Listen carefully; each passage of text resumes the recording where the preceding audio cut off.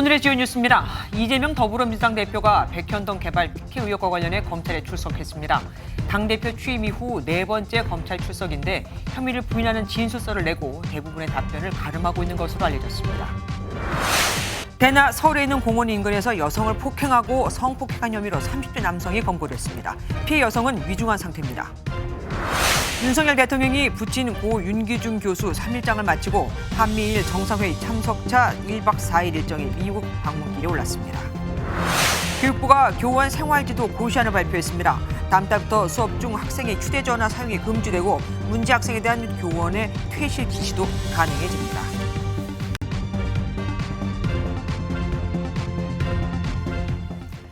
정말 세상이 너무 험해졌습니다.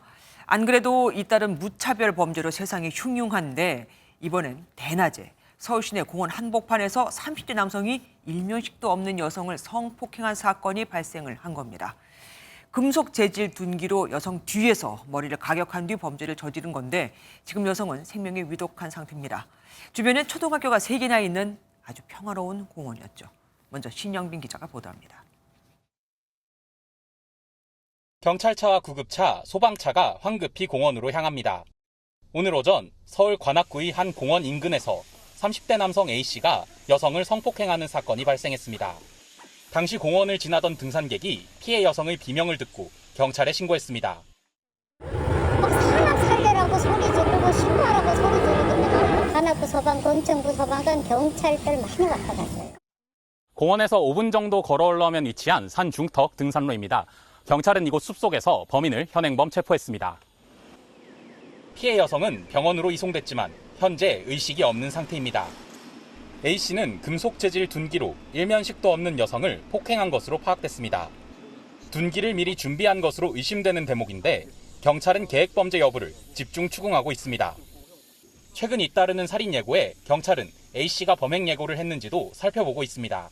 다만 A씨는 음주도 하지 않은 상태였고 마약류 간이시약 검사에서도 음성이 나왔습니다. 경찰은 내일 A씨에 대한 구속영장을 신청할 방침입니다. MBN 뉴스 신영빈입니다. 이번엔 서울 관악경찰서에 나가 있는 기자 연결해 또 다른 상황 들어온 게 있는지 알아보겠습니다. 한범수 기자, 수사 상황 추가로 나온 게 있습니까? 아직 많이 나온 건 없습니다. 먼저 성범죄 전과 여부는 공개되지 않았는데 다만 전자발찌는 차고 있지 않았던 것으로 확인됐습니다. 피의자는 마약이나 음주 상태는 아니었고 경찰은 정신병력 여부를 확인하겠다는 방침입니다. 이를 위해 압수수색 영장을 발부받을 예정입니다. 또 금속 재질 둔기를 미리 가지고 있었다는 점뿐 아니라 조사 결과 거주지가 신림동이 아니라는 점을 두고 볼 때 계획범죄 가능성도 있다는 게 경찰 판단입니다. 아직 추가 조사가 필요한 게 많군요. 하필 범행 장소가 얼마 전 흉기 난동이 있었던 신림역과 멀지 않잖아요. 주민들 또 많이 놀랐겠습니다. 그렇습니다. 같은 지역에서 연달아 발생한 흉악범죄에 주민들은 놀랄 수밖에 없었습니다. 들어보시죠. 왜 물어나지 않겠어요? 우리는 밥만 먹으면 거기다 사는데 산에 내서부터 못 가겠네. 방범은 잘 돼 있을까 도착해서 현장을 좀 돌아봤습니다.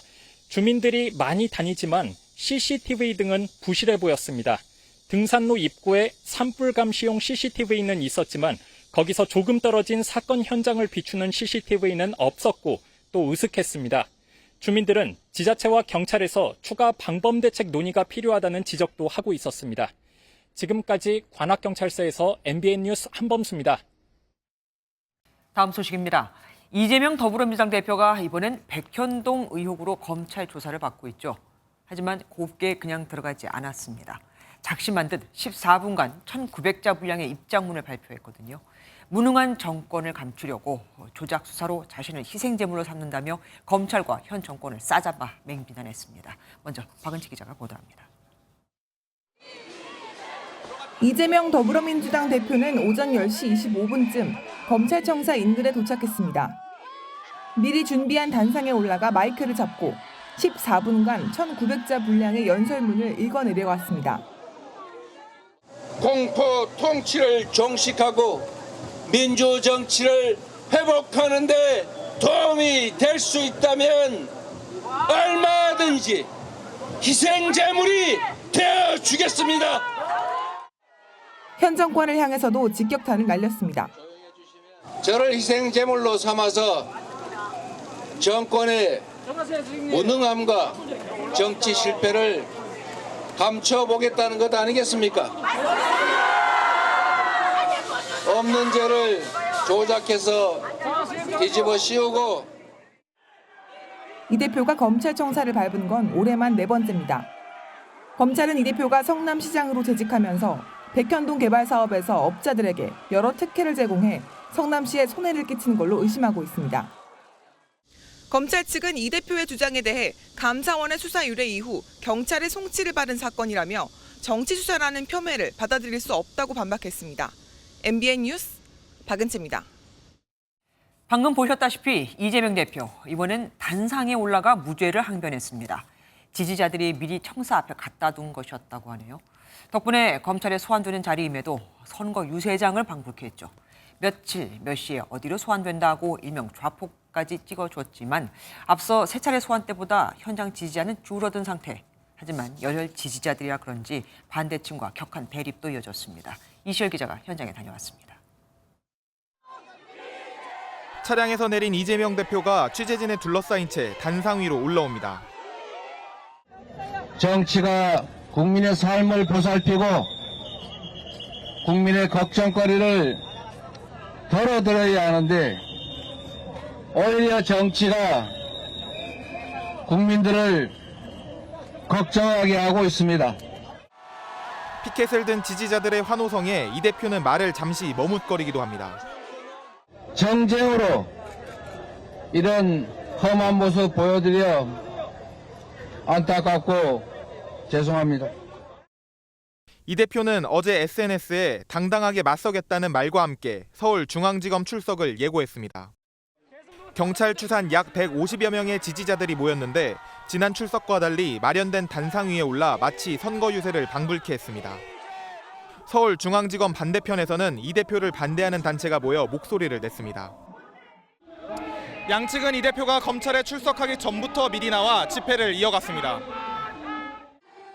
약 750여 명의 경찰이 배치돼 별다른 충돌은 발생하지 않았지만 큰 소음이 이어지며 지나가는 시민들은 불편을 겪어야만 했습니다.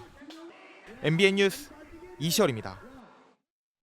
오전에 출석한 이 대표는 지금도 검찰 조사를 받고 있습니다. 사실 이재명 대표는 진술서를 내는 대신 진술을 거부하겠다고 했기에 검찰의 질문만 이어지고 있을지도 모르겠습니다. 현재 상황 취재기자 연결해 알아보겠습니다. 길기범 기자. 네, 서울중앙지검에 나와 있습니다. 검찰 수사는 어떻게 진행이 되고 있습니까? 네, 오늘 오전 10시 반부터 시작된 이재명 대표에 대한 검찰 수사는 8시간 넘게 진행되고 있는데요. 이 대표는 오전 조사를 마친 뒤 점심에 곰탕을 배달시켜 먹는 등 1시간 정도 휴식을 취하고 조사를 이어받고 있습니다. 조사는 부장검사가 직접 하지는 않고 반부패 부서의 선임 검사가 하고 있습니다. 검찰은 300쪽 분량의 질문지를 준비하며 이 대표 출석을 앞두고 만반의 준비를 했는데요. 하지만 이 대표는 검찰에 30쪽 분량의 진술서를 제출하고 진술서로 답변을 대신하겠다는 입장을 되풀이하는 것으로 알려졌습니다. 이 대표는 그제 5쪽 분량의 진술서 요약본을 공개했는데 백현동 부지 용도 변경은 박근혜 전 대통령의 지시였고 일원의 이익도 챙기지 않았다고 반박한 바 있습니다. 이 대표가 사실상 진술 거부권을 행사하면서 추가 소환 가능성도 제기됐는데요. 검찰 관계자는 추가 조사는 진술 태도에 따라 유동적이라면서도 백현동 의혹과 관련해 이 대표 입장을 들을 게 방대하다고 언급했습니다. 그럼 5번째 소환도 가능하다는 얘기가 되네요. 검찰은 특히 어떤 부분을 중점적으로 캐묻고 있습니까? 검찰은 우선 이 대표가 백현동 사업의 최종 의사결정권자였던 만큼 성남도시개발공사가 사업에서 배제된 과정을 캐묻고 있는 것으로 전해집니다. 이 대표는 성남도공이 배제됐어도 자신은 이익을 취한 게 없다고 반박했지만 검찰은 사익 추구와 배임은 엄연히 다르다며 혐의 입증에 자신감을 내비치고 있습니다. 검찰 관계자는 회사의 이익을 의도적으로 포기한 게 배임이라며 공영 개발을 하겠다고 해놓고 왜 입장을 번복했는지 조사를 진행하고 있다고 밝혔습니다. 검찰은 또 백현동 민간 사업자가 로비스트 김인섭 씨가 알선 대가로 200억 원을 요구하며 절반이 두 사람에게 갈 것이라고 진술한 내용 등도 캐물을 전망입니다. 이 대표 조사를 마치는 대로 검찰은 성남시가 백현동 사업에서 제외되며 입은 손해 액수도 산정할 방침입니다. 지금까지 서울중앙지검에서 MBN 뉴스 길기범입니다. 이번 이재명 대표의 네 번째 소환은 백현동 의혹을 알아보기 위한 겁니다. 쟁점은 크게 세 가지로 나눠볼 수 있죠. 첫째, 한국식품연구원의 백현동 부지 용도 변경을 계속 반려했던 성남시가 왜 갑자기 4단계나 점프해서 용도를 바꿔줬을까? 두 번째, 성남시에 10,000평의 땅과 건물을 기부 체납하기로 했었는데 이게 확 줄어든 이유가 뭘까 하는 겁니다. 이러면서 민간 임대 아파트의 물량도 10분의 1로 확 줄어들게 되거든요. 세 번째, 개발에 참여하기로 했던 성남도시개발공사는 왜 갑자기 여기서 빠진 걸까 하는 겁니다. 이 때문에 민간업자들의 개발 이익이 천문학적으로 늘어나게 되거든요. 과거 소환 날짜를 본인이 정하고 또 통보하기도 했던 이 대표. 이번엔 검찰을 향해 구속영장 청구 시점까지 구체적으로 요구했습니다. 국회가 열리지 않는 비회기 때 구속영장을 청구하라고 한 건데 그렇게 되면 재발로 가겠다고 한 이 대표. 약속대로 체포동의안 절차를 거치지 않게 되겠죠? 강영호 기자가 먼저 알아봤습니다. 소환 조사 이후 검찰의 구속영장 청구가 예상되는 가운데 이재명 민주당 대표는 그 시점을 검찰에 요구했습니다. 재발로 출석해서 심사받겠다며 국회 비회기 중에 청구해달라고 촉구한 겁니다. 저를 보호하기 위한 돈 안 먹었으니까요. 국회는 따로 열리지 않을 것입니다. 분열과 갈등을 노리는 꼼수 포기하고 당당하게 비회기 때 청구하십시오. 검찰이 이른바 방탄 프레임을 씌우기 위해 의도적으로 회기 중 영장을 청구할 것이라는 점을 부각시킨 겁니다. 어제부터 시작된 8호 임시회는 종료일을 놓고 여야 협상이 진행 중입니다. 국민의힘은 국회법상 정해진 31일까지 임시회를 열자는 입장이지만 민주당은 체포동의안 표결 없이 영장 심사를 받도록 그 전에 끝내자는 입장입니다.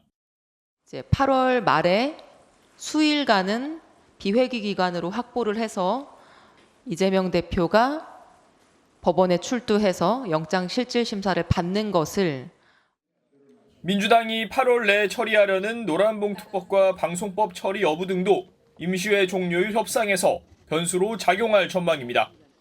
MBN 뉴스 강영호입니다. 이재명 대표가 굳이 비회기 때 구속영장을 청구하라고 콕 집어 말한 이유는 또 있습니다. 만약 회기 내에 영장을 청구해 부결되면 민주당은 또 방탄국회다라는 얘기를 듣게 되겠죠. 그렇다고 부결이 안 되면 이번엔 민주당 내 분열이라는 복병을 만나게 됩니다. 지난 체포동의안 표결 때도 겪었던 일이죠. 이래저래 폭탄을 피하려면 비회기 때가 이 대표 입장에선 제일 나은 겁니다. 안보람 기자가 보도합니다. 더불어민주당은 검찰이 일부러 국회가 열렸을 때 이재명 대표에 대한 구속영장을 청구할 것으로 의심하고 있습니다. 국회의원은 불체포 특권이 있는 만큼 회기 중 영장이 청구되면 무조건 표결을 거쳐야 하는데 결과를 결정짓는 건 사실상 168석의 민주당입니다. 영장을 통해서 민주당의 내분과 여러 혼란 이런 걸 통해서 민주당을 파괴하고 다음 총선에 이기겠다.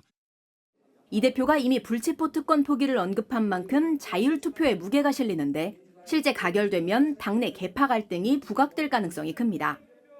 지난 2월 체포동의안 표결 때 확인된 거대 이탈표는 민주당을 한동안 혼란에 빠뜨렸습니다.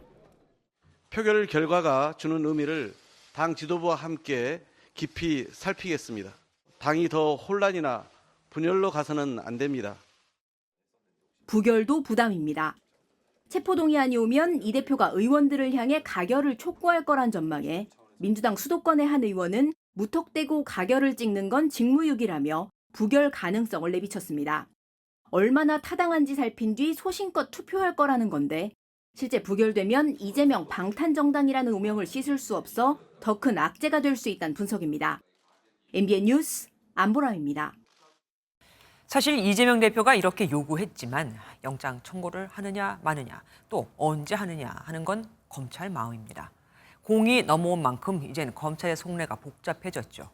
국회 회기냐 비회기냐 시기일 뿐 아니라 현재 수원지검에서 별도로 진행 중인 대북송금 사건도 함께 묶어서 갈지까지도 고민을 해봐야 합니다. 이어서 정태훈 기자가 보도합니다. 영장을 비회기 중 청구해달라는 민주당 이재명 대표의 발언에 검찰은 말을 아꼈습니다. 검찰 관계자는 아직 소환 조사 진행 단계라며 영장 청구 시기는 앞서 언급하기 부적절하다는 입장을 밝혔습니다. 검찰은 일정대로 조사를 마친 뒤 현재까지 수사 결과를 종합해 영장 청구 여부를 검토할 계획이며 국회 회기 여부는 특별히 고려 대상이 아닌 것으로 전해집니다. 다만 검찰 내부에는 피의자가 영장 청구를 전제로 하고 시기까지 선택하겠다는 건 부적절하다며 불쾌감을 나타내는 목소리도 나옵니다. 영장 내용을 두고도 고심은 이어집니다. 당초에는 수원지검의 쌍방울 대북 송금 의혹과 백현동 의혹을 묶어 영장을 청구할 거라는 관측이 많았습니다. 하지만 이화영 전 경기도 평화부지사의 재판이 파행되면서 관련 수사도 진척이 더디다는 점이 변수입니다. 검찰 안팎에서는 두 사건을 병합해 영장을 청구하려면 9월 이후가 될 것이란 전망이 나옵니다. MBN 뉴스 정태웅입니다. 네 번의 소환 때마다 이재명 대표는 포토라인이나 검찰청사 바로 앞에서 지지자들에게 둘러싸여 입장문을 낭독했었죠. 내용도 정권과 검찰 수사 비판이 대부분이었는데 네 번의 소환과 네 번의 입장문, 그간 이 대표가 내놓았던 수사, 그 표현을 표선호 기자가 정리해드리겠습니다. 지난 1월 성남FC 후원 의혹으로 성남지청에 첫 출석한 이재명 더불어민주당 대표.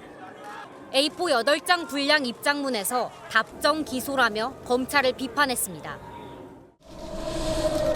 검찰은 이미 답을 정해놓고 있습니다. 답정 기소입니다. 대장동 의혹으로 중앙지검에 출석할 땐 정권 비판으로 수위를 더 높였습니다. 이 나라가 검사에 의한, 검사를 위한 검사의 나라가 돼가고 있습니다. 지난 2월엔 50억 클럽 의혹 곽상도 전 의원을 거론하며 역공을 펼치기도 하고 유검무죄, 무검유죄입니다. 곽상도 전 검사의 50억 뇌물 의혹이 무죄라는데 어떤 국민들이 납득하겠습니까? 이번엔 그리스 로마 신화 속 영원한 형벌을 받는 인물인 시지프스를 언급하며 억울함을 호소했습니다. 비틀어진 세상을 바로 펴는 것이 이번 생에 저의 소명이라 믿습니다. 기꺼이 시지프스가 될 것입니다. 네 번의 출석마다 이 대표는 늘 지지자 앞에서 입장문을 읽고 청사로 들어갔는데 이번 소환은 직접 SNS에 일시와 장소를 공개하기도 했습니다. MBN 뉴스 표선우입니다. 여야의 반응은 극명하게 엇갈렸습니다. 여당은 이 대표가 스스로 언급한 시지프스처럼 끝없는 죗값을 받을 것이라고 꼬집었고, 야당은 잔인한 시대라며 검찰이 명백한 증거를 바탕으로 신속하게 수사를 마무리하라고 목소리를 높였습니다. 이기욱 기자가 보도합니다. 국민의힘은 백현동 개발 특혜 의혹과 관련해 검찰 포토라인에 선 이재명 대표에 대해 뭐가 그리 자랑스럽냐며 비판했습니다. 권력형 토건 비리의 범죄 혐의자일 뿐인데 마치 영웅이 개선하는 것 같았다며 목소리를 높였습니다. 검찰청 앞에서 희생재물 탄압 운문하며 심파극을 연출하는 비리 혐의자의 모습에 상식을 가진 국민들은 아연 실색할 지경입니다.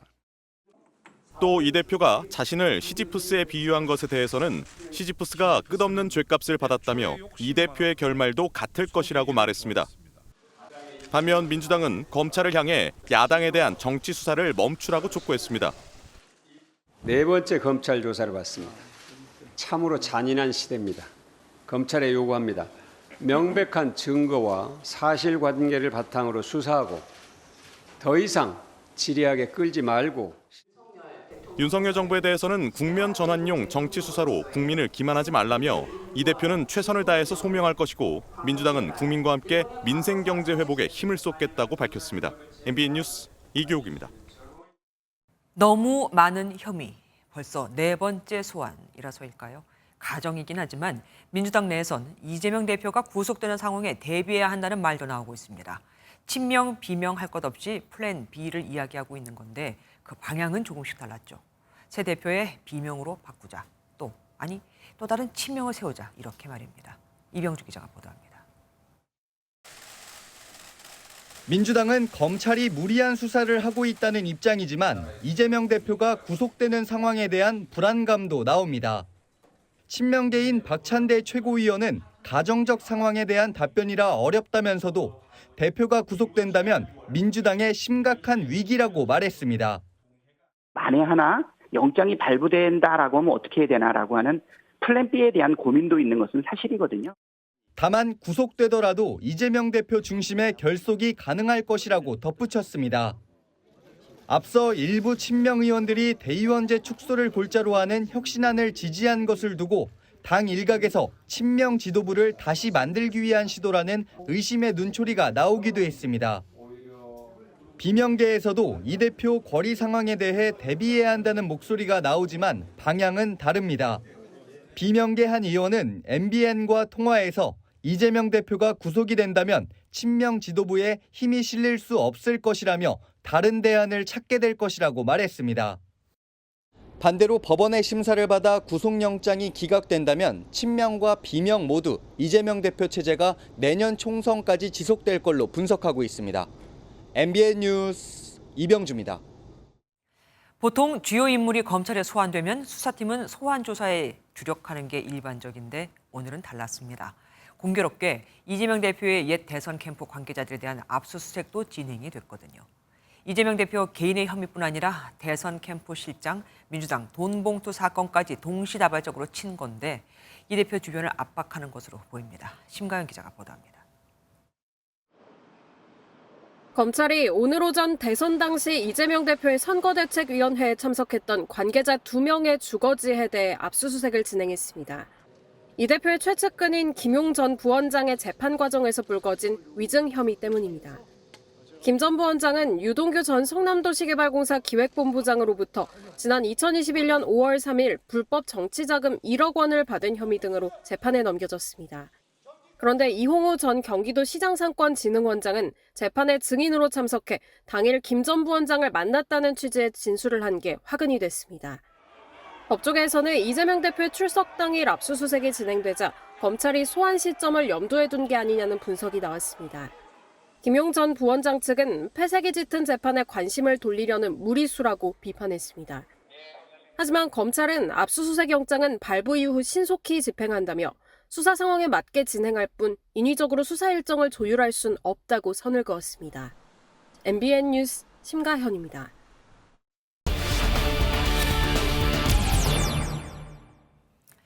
이재명 대표 검찰 수사 상황 법조팀 선한빛 기자에게 좀 더 자세히 들어보겠습니다. 선 기자, 네. 이 대표가 오늘도 진술 거부권을 행사하고 있는 것으로 알려지고 있습니다. 혹시 향후 재판에서 그게 더 유리하게 작용하기 때문에 그러는 겁니까? 검찰은 이 사건에서 이 대표를 무조건 기소를 할 겁니다. 그러면 이제 중요해지는 문제는 결국 재판에 가서 누가 이기느냐의 문제가 됐는데요. 네. 이재명 대표 입장에선 진술을 거부하는 게 최선의 선택일 수 있습니다. 이 대표 측에선 이번 수사를 이미 결론을 정해놓고 하는 정치적 수사로 보고 있거든요.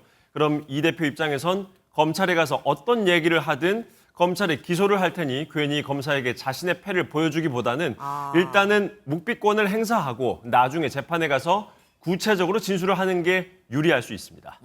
이재명 대표는 중앙지검 말고 지금 수원지검에서도 소환을 앞두고 있지 않습니까? 네. 이거는 언제쯤 예상하고 계십니까? 수원지검에서는 쌍방울 불법 대북 송금 의혹을 수사 중입니다. 검찰이 최근 이화영 전 경기도 평화부지사로부터 이 대표의 경기지사 시절 방북 추진과 쌍방울이 그 비용을 대납할 걸로 이 대표에게 보고를 했다는 취지의 진술을 받아낸 걸로 알려져 있죠. 그렇죠. 그러면서 수원지검 수사도 급물살을 타고 있습니다. 최근 이 전 부지사가 자신의 진술 변화와 관련해서 아내와 공판에서 싸운 일이 있기도 했는데요. 다음 주 화요일 이화영 전 부지사의 공판이 또 열리는데 공개적으로 이 전 부지사가 이재명 대표에 대한 이야기를 할지에 대해서 관심이 쏠리고 있습니다. 네. 다음 주 이 전 부지사 공판이 끝난 직후에 그러니까 이르면 다음 주 후반쯤에는 이 대표를 수원지검에서도 부를 가능성이 있습니다. 다음 주 후반쯤.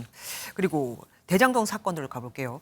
이재명 대표가 428억 원을 약속받았다는 의혹이 컸습니다. 예. 이 부분 수사는 어떻게 진행이 되고 있어요? 이재명 대표의 성남시장 재직 시절 의혹 중에서 거의 유일하게 이제 남은 수사가 바로 말씀하신 대장동 관련해서 428억 약정 의혹, 바로 이 부분입니다. 대장동 위례 신도시 개발 의혹과 성남FC 사건은 이미 재판에 넘겨졌고요. 백현동 사건까지 기소가 되면 이제 428억 약정 의혹만 남게 되죠. 이 대표가 대장동 일당에게 특혜를 주고 천화동인 1호 지분 428억 원을 받기로 했다는 게 핵심 내용인데요. 이 수사는 답보 상태에 빠져 있는 걸로 보입니다. 이재명 대표 측에 428억 원이 약속된 걸로 안다는 대장동 관계자들의 진술만 있을 뿐 아직 이렇다 할 결정적인 증거는 확보를 못했습니다. 네. 가장 시끌시끌했던 혐의가 바로 이 428억 약정 의혹인데요. 이 부분만 기소를 하지 않고 그냥 넘어갈 가능성도 배제할 수는 없습니다. 예, 지금까지 선한빛 기자와 함께했습니다. 고맙습니다. 윤석열 대통령에 붙인 고 윤기준 교수가 발인식을 끝으로 영면에 들었습니다. 윤 대통령은 장례가 끝나자마자 한미일 정상회의에 참석하기 위해 1박 4일 미국 순방길에 올랐습니다. 미국에선 딱 하루 자고 오는 거거든요. 권용범 기자가 보도합니다. 고 윤기준 교수가 탄 운구차 출발을 앞두고 경찰과 경호원들이 분주하게 움직입니다. 차단막 사이론 침통한 표정을 짓는 윤석열 대통령의 모습도 포착됐습니다. 잠시 뒤 운구차는 장지로 향했고 경기도의 한 묘역에서 안장식이 진행됐습니다. 윤 대통령은 부친상을 애도해 주신 모든 분들께 감사드린다고 전했습니다. 3일장 절차를 마무리하고 대통령 전용기인 공군 1호기에 오른 윤 대통령. 미국에서 1박 4일간 한미일 정상회담에 참석하는 그야말로 강행군에 나섭니다. 순방 사상 처음으로 김건희 여사도 동행하지 않습니다. 캠프 데이비드 한미일 정상회의는 삼국 안보 경제 협력의 역사를 2023년 8월 18일 이전과 이후로 나누게 될 것입니다. 윤 대통령은 우리 시간으로 내일 미국에 도착한 뒤 다음 날 워싱턴 DC 인근에 있는 캠프 데이비드에서 정상회의에 나섭니다. MBN 뉴스 권용범입니다. 우리 시간으로 모레 열리는 이번 한미일 정상회의에서는 정상 간 한라인 가동, 연합훈련 정례화 등 진화된 협력 방안이 담긴 공동 성명이 채택됩니다. 3국이 영내 안보 문제에 공동 대처하는 유례없는 삼각 안보 협력 체제가 탄생을 하는 겁니다. 원주희 기자가 보도합니다. 한미일 3국 정상은 이번 정상회의를 통해 캠프 데이비드 정신이라고 이름 붙인 공동성명을 채택하기로 했습니다. 이를 통해 3국은 정상과 외교장관, 국방장관, 국가안보실장 등 4단계별 개별 회의를 정례화하는 새로운 안보 협력체를 구성합니다. 협력 분야도 합동 군사훈련 정례화 등 안보뿐 아니라 경제와 첨단 기술, 인적 교류 등을 망라합니다. 그간 북한 위협에 초점을 둔 한반도 영내 공조에서 인도태평양 지역 전반의 자유, 평화, 번영을 구축하는 데 기여하는 범지역 협력체로 대통령실은 한미일 협력체가 나토 같은 집단 안보 동맹은 아니지만 비슷한 지역 협력체인 쿼드보다는 밀도 있는 협의가 이루어질 거라고 설명했습니다. 한미일 정상은 이에 더해 3국 간 협력의 지침을 담은 캠프 데이비드 원칙을 채택하고 경제 분야로 추정되는 추가 문건도 조율 중입니다. 윤 대통령은 한미일 정상회의 전후로 한미, 한일 정상회담을 잇따라 갖고 양자 차원의 이슈를 별도로 짚을 예정입니다. 대통령실은 이번 한일 양자 회담에서도 후쿠시마 오염수 문제는 논의하지 않기로 했다고 재차 강조했습니다. MBN 뉴스 원중입니다. 한미일 정상은 캠프 데이비드에서 약 6시간 동안 만남을 가질 것으로 보입니다.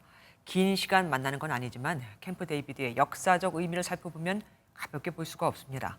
캠프 데이비드는 어떤 곳인지 신재호 기자가 알아봤습니다. 수도 워싱턴 DC에서 약 100km 떨어진 곳에 있는 캠프 데이비드. 1942년 약 73만 제곱미터 규모로 건설된 이곳은 미국 대통령의 공식 휴가지로 골프 연습장, 수영장, 볼링장 등이 갖춰져 있습니다. 또 휴가 중에도 이를 볼 수 있게끔 집무실과 회의실도 설치되어 있어 미니 백악관으로도 불립니다. 캠프 데이비드는 세계 지도자들이 만나 중요한 역사적 합의를 이끌어낸 곳으로도 유명합니다. 1943년 윈스턴 처칠 전 영국 총리가 외국 정상으로 첫 방문해 2차 대전 종식 방안을 논의했고 1978년엔 이스라엘 이집트 평화회담이 열리기도 했습니다. 우리나라 대통령 중에는 지난 2008년 이명박 전 대통령이 유일하게 방문했습니다. 당시 조지 부시 전 대통령은 조수석에 앉고 이 전 대통령은 직접 골프카트를 몰며 1시간 40분간 캠프 데이비드를 둘러봐 화제가 되기도 했습니다. 유익한 이야기를 아주 가슴을 열고 심판이하게.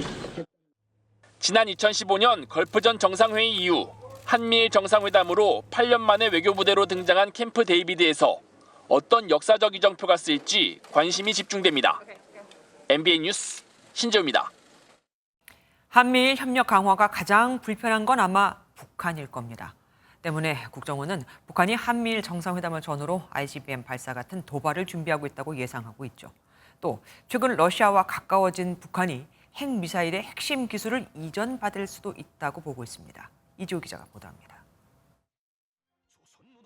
지난달 북한의 전승절 기념식에 맞춰 방북한 세르게이 쇼이구 러시아 국방장관을 김정은 국무위원장이 악수를 하며 반깁니다. 한미일에 대항한 북한과 러시아의 맞춤 행보라는 분석이 나왔는데 국정원은 국회 정보위에서 당시 양국 군사협력 방안 합의가 이뤄진 것으로 보인다고 보고했습니다.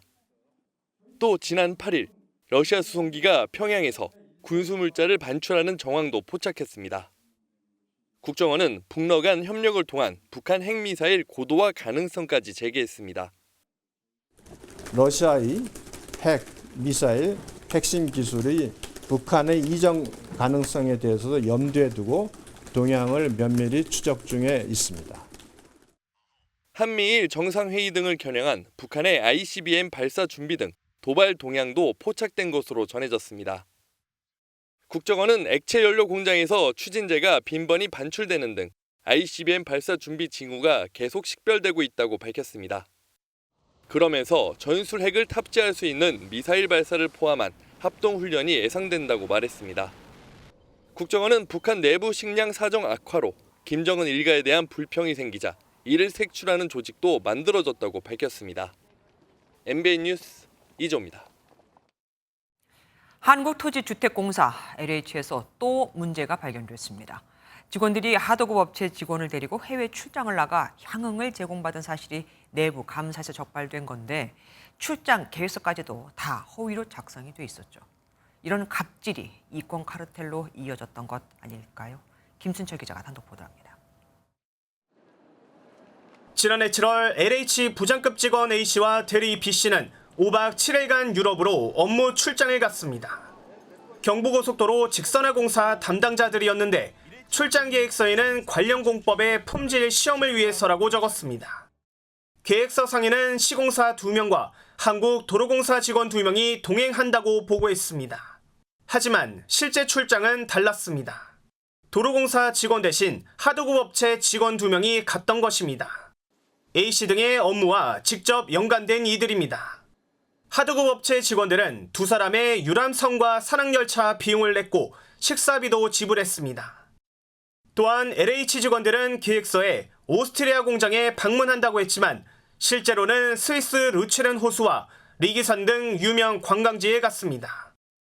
LH 감사를 통해 뒤늦게 이 같은 사실이 밝혀졌고 A씨는 해임, B씨는 감봉 처분이 내려졌습니다. A씨는 결제를 강요하지 않았고 한두 번 식사비를 내려고도 했지만 하도급 업체에서 자신을 막고 미리 계산하기도 했다고 해명했습니다. 갑질이고 또 정관료로 연결이 되고 또 입금 카르텔하고 연결이 된다고 봅니다. 이 LH의 이 도덕적 해이를 정말로 우리가 막을 수 있는 방법을 좀 강구해야 된다고. 2017년부터 지난 5월까지 LH에서 임직원 행동강령 위반 등의 사유로 인한 정직 이상의 중징계는 모두 49건에 달합니다. MBN 뉴스 김순철입니다. LH는 철근이 누락된 이른바 순살 아파트 파문으로 여론의 질타를 받고 있죠. 그런데 철근이 빠지고도 첫 보고에서 누락됐던 5개 아파트 단지 역시 전관업체가 설계와 감리를 다 싹쓸이했던 것으로 드러났습니다. 이 정도 되면 조직 해체 수준에 가까운 혁신이 불가피하겠죠. 이어서 안병욱 기자가 보도합니다. 한국토지주택공사 LH가 발주한 경기도 파주시에 있는 한 아파트 단지입니다. 지난 2월 입주한 곳으로 지하주차장 600여 개 기둥 중 4개의 철근이 빠진 사실이 뒤늦게 알려졌습니다. LH는 이곳을 포함한 5개 아파트 단지를 순살 아파트 명단에서 뺐다가 지난 11일에 추가하면서 공분을 샀습니다. 직원들끼리 모여서 그걸 경미하다고 뺐다는 것에 대해서 이게 너무도 아니라고. 그런데 명단에 추가된 5개 아파트 단지의 설계와 감리 역시 LH 출신 정관업체들이 싹쓸이한 것으로 나타났습니다. 모두 15개 업체인데 이 중 11개사는 앞서 발표된 15개 LH 철근누락 아파트의 설계와 감리도 맡았습니다. 이들 정관업체들은 철근누락 단지의 용역을 최대 5건까지 중복 수주하기도 했습니다. LH는 특정 업체의 싹쓸이를 막기 위해 계약을 많이 체결하면 감점을 주고 있지만 여러 업체가 공동으로 참여하는 컨소시엄을 만들면 이를 피할 수 있습니다. 그냥 정관업체는 아예 자격 배제하는 것이 맞다. 컨소시엄 업체 중에 정관이 있으면 배제 대상이 돼야 된다고 보죠. 신뢰를 잃은 LH를 두고 해체론까지 나오는 가운데 오는 10월 발표되는 정부 개혁안에 LH 조직 축소와 권한 제한이 담길 전망입니다. MBN 뉴스 안병기입니다. 2학기부터는 교실이 바뀝니다. 수업을 방해하거나 난동을 부리는 학생은 물리적으로 제지할 수 있고 교실 밖으로 내보낼 수 있으며 휴대전화를 압수할 수도 있습니다. 부적절한 물품에 대해 주의를 주었는데도 피해가 발생하면 교사의 책임이 면제되고 악성 민원을 넣는 학부모 상담은 거부할 수도 있게 되죠. 이 아이는 상담 치료가 필요합니다라고 학부모에게 감히 권할 수도 있게 됩니다. 당연한 건데 이제야 됐습니다. 박연 기자가 전합니다. 악성 민원과 아동학대 신고 공포 등의 무방비로 노출돼 있었던 교사들. 저희 반 아이 이렇게 바닥에 내친 거예요. 벽에 서 있어. 내가 축구공 맞출 테니까 너는 그냥 서 있어야 돼. 약간 이런 식으로 해서 불러서 이야기를 했는데 이제 아동학대로 고소를. 서희초 사건 이후 주말마다 거리 집회를 이어가며 교육 활동을 보장해달라는 교사들 외침에 정부가 학생 생활지도 기준을 내놨습니다. 우선 수업 방해 학생을 교실 안에서 이동시키거나 아예 교실 밖으로 내보낼 수 있습니다. 수업 중 불필요하게 휴대전화를 사용하면 압수할 수 있고 위험한 물건을 갖고 있는지 소지품 검사도 할 수 있습니다. 아이들이 자기의 권리만 주장할 것이 아니고 권리에 따르는 책임에 대한 학교라는 공간에서 권리와 책임을 균형 있게 배우는 그런 배우게 한다는 그런 큰 취지가 있다고 생각을 하고요. 다만 훈육 목적이라도 체벌은 여전히 금지되고 벌 청소나 엄격한 두발 관리도 학생 인권 존중 차원에서 허용되지 않습니다. 학부모는 시간을 예약한 뒤 학교를 방문해야 하며 무단으로 찾아오거나 근무 시간 이후 상담을 요청할 경우엔 교사가 거부할 수 있습니다. 이날 국회에선 여야정 시도교육감 사자협의체가 첫 회의를 열고 아동학대 면책법 등을 조속히 처리하자는 데 뜻을 모았습니다. MBN 뉴스 박영입니다. 그런데 교육부 고시안이 발표되자 교육 공무직들이 집단 반발 움직임을 보이고 있습니다. 학교장 직속의 민원 대응팀에 소속돼 학부모 민원을 교사 대신 떠안게 된다 이건데 이미 교사들처럼 민원에 시달리고 있는 상황에서 더 욕을 먹으란 말이냐 우리더러 아예 욕바지가 되란 말이냐 이겁니다. 이어서 김민수 기자가 보도합니다. 학교에서 사무보조를 하는 A씨는 민원인이 제기한 소송에 10년간 시달리고 있습니다. 증명서 발급이 마음에 들지 않는다는 것이 이유였습니다. 대답 똑바로 못하면 처벌받을 각오를 하라. 한글도 못 읽고 공무원도 아닌 게 채용에 의심된다며 저의 채용 정보를 요구하는 등. 집에서 아이가 물병을 던진 걸 두고 돌봄교실 탓을 하는 학부모도 있었습니다. 김지영 초등 돌봄 전담사는 해당 학부모가 시도 때도 없이 전화를 하는데도 누구의 도움도 받을 수 없었습니다. 저는 교육부에 묻고 싶습니다. 우리는 누가 보호해 줍니까? 우리는 어디에다가 이 고충을 이야기할 수 있을까요? 교육직 공무원 4,687명을 대상으로 조사해보니 61.4%가 악성 민원을 받은 적이 있고 이 가운데 81.8%가 학부모라고 답했습니다. 전국 교육공무직 본부는 교육청 같은 상급기관이 민원을 처리해야 한다고 강조했습니다. 민원이 학교로 넘어와도 교장과 교감 등 관리자가 나서야 하며 현재 추진 중인 민원 대응팀은 상황을 악화시킬 뿐이라고 주장했습니다. 교육공무직 본부는 교육공무원 보호 대책이 나오지 않으면 하반기 교섭에서 항의하는 한편 집단 행동도 검토하겠다고 밝혔습니다. MBN 뉴스 김민수입니다. 도서관에 폭탄을 설치했다, 시청을 폭파하겠다 등 최근 일본발 테러 예고 메일이 이어지고 있죠. 이번엔 대법원과 일본 대사관 등을 지목한 메일이 왔습니다. 모두 일본의 한 변호사를 사칭하고 있었는데 한때 한국인의 자작극이라는 소문까지도 일본에서 나왔었습니다. 그런데 알고 보니 이상의 행동으로 유명한 변호사를 사칭해 일본에서 수년 전부터 인터넷에서 놀이문화처럼 번진 악성 범죄였습니다. 우리까지 당한 거죠. 윤현지 기자가 보도합니다.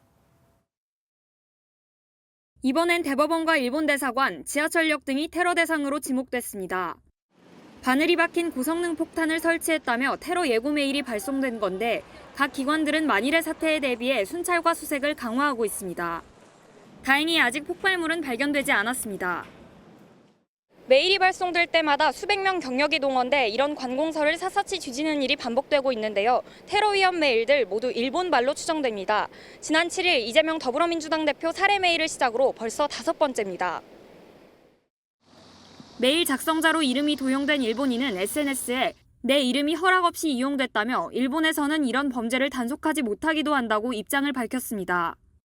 실제 8년 전부터 일본에서는 다른 사람을 사칭한 테러 메일이 전국적으로 뿌려졌고 警視庁によりますと爆破予告は午後1時34分に東京地裁を爆破するとの内容で 폭발물 수색을 위해 법원이 문을 닫고 학교를 급히 휴교하거나 신칸센이 멈추는 등 소동이 지속적으로 이어졌습니다. 일종의 장난 메일은 여전히 끊이지 않고 한국까지 넘어온 것으로 보이는데 심지어 일본 한 커뮤니티 게시판에선 경찰의 추적을 따돌리는 법 등을 공유하고 있었습니다. 경찰은 관련 사건들을 병합해 수사 중이라며 일본 경시청에 수사 협조를 요청했다고 전했습니다. MBN 뉴스 윤현지입니다.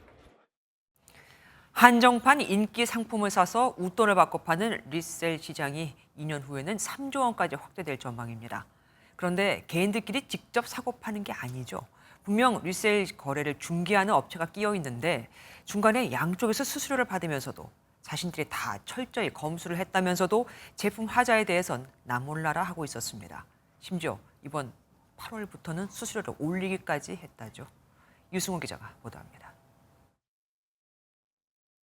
한정판 제품을 거래하는 한 리셀 플랫폼 홈페이지입니다. 희귀품을 가지고 싶다는 마음과 가격이 더 오르면 시세 차익도 누릴 수 있다는 기대감에 웃돈이 만만치 않게 붙습니다. 리셀 플랫폼에서 한정판 제품을 살펴봤습니다.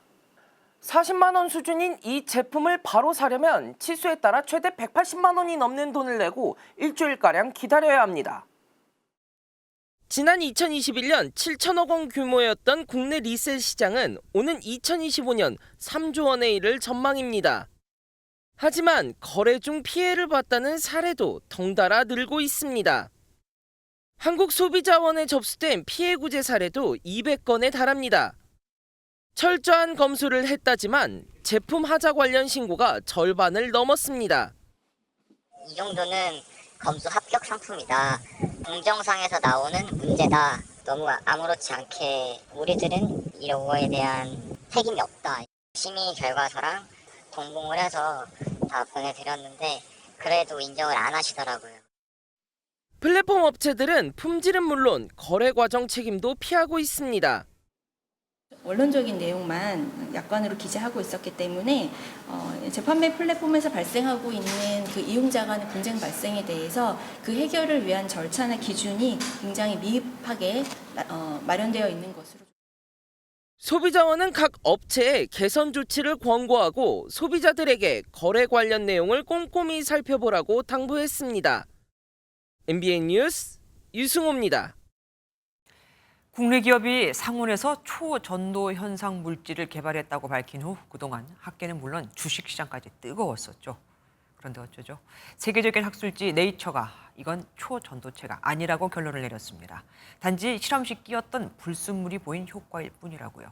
심지어 이건 전도체가 아니라 아예 전기가 전혀 통하지 않는 절연체로 봐야 한다는 의견까지 나왔습니다.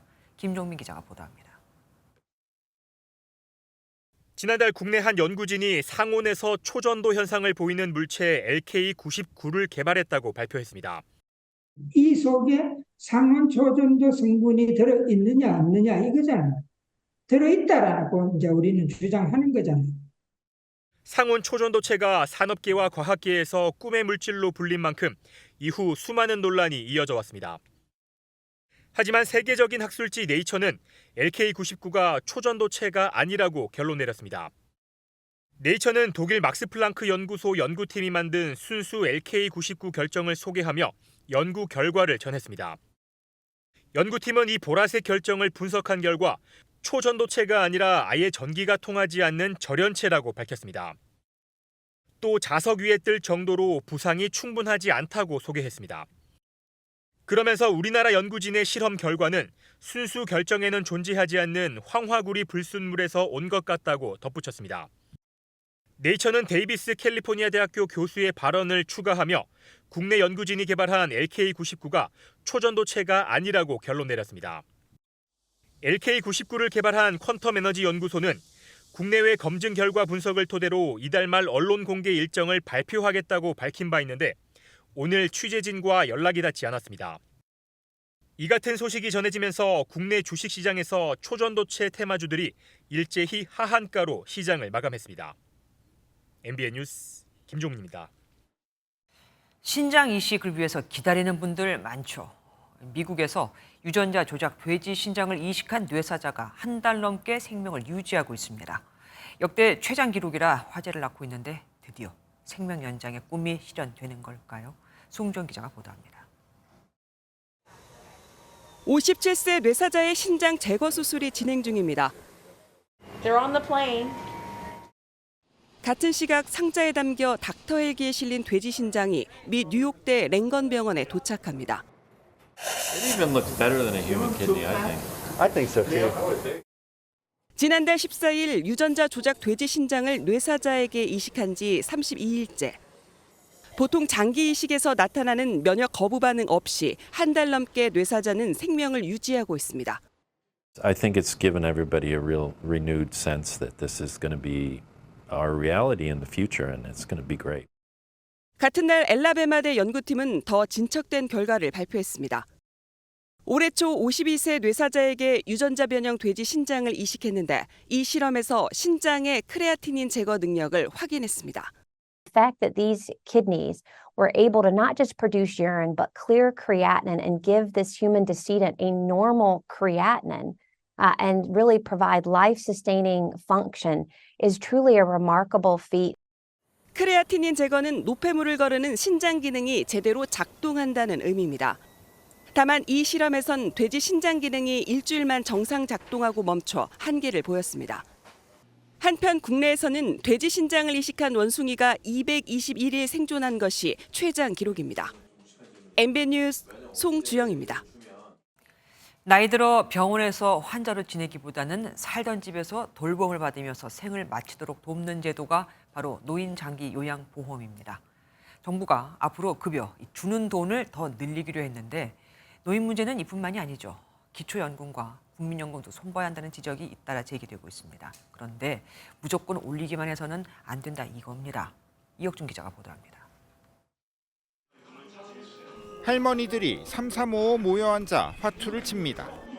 간식도 먹으며 동네 사람들과 어울립니다. 하루 오는 시간은 여기밖에 없어. 이 시간이 제일 즐거우세요? 맞아요. 놀거리도 있고 친구도 있는 곳. 노인들이 병원이 아닌 이곳에 머물고 싶은 이유입니다. 우리나라의 노인복지 정책은 이 같은 커뮤니티 케어를 지향합니다. 정부는 커뮤니티 케어를 강화하기 위해 노인 장기 요양보험의 중증 대상 지원금을 단계적으로 30%가량 인상하기로 했습니다. 이 밖에 야간과 주말 돌봄 확대, 노인 거주지 개선, 가족 지원 강화 대책을 대거 포함했습니다. 장기 요양보험 수급자는 2027년엔 145만 명까지 증가할 것으로 보고 있습니다. 집에서 적절한 돌봄이 이루어질 수 있도록 장기요양 서비스를 강화하겠습니다. 둘째로 빈틈없이 지원하는 맞춤형 서비스 이용 체계를 구축하겠습니다. 노인 돌봄과 함께 기초연금과 국민연금을 포함한 노인의 수입도 당면 과제입니다. 65세 이상 노인 하위 70%에게 지급하는 기초연금은 선정 기준액이 혼자 사는 노인 기준 2008년 월 40만 원이었습니다. 그런데 물가 등을 반영해 올해 202만 원까지 오르면서 세금 낭비 논란이 있어 선정 기준액 인상을 멈춰야 한다는 지적이 나옵니다. 국민연금 역시 재정 파탄을 우려해 지급액은 올리지 않고 보험료를 인상하는 방향에 무게가 실리고 있습니다. 지금 현상에서 줄어들면 좀 곤란하지요. 전략하고 자식들한테 정말 애를 안 먹여야 된다는. 우리나라는 2년 뒤면 65세 이상이 5명 중 1명꼴인 초고령 사회에 진입합니다. 노인 돌봄과 연금의 균형점을 찾는 대책이 절실한 시점입니다. MBN 뉴스 이혁준입니다.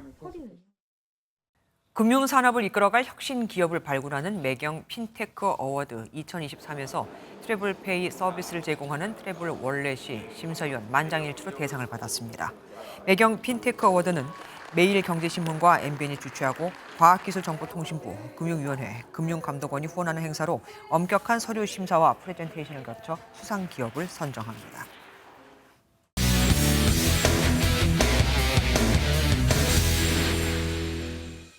스포츠 뉴스입니다. 배구 여제 김연경 은퇴 이후 최악의 위기에 빠진 여자 배구가 부활을 선언했습니다.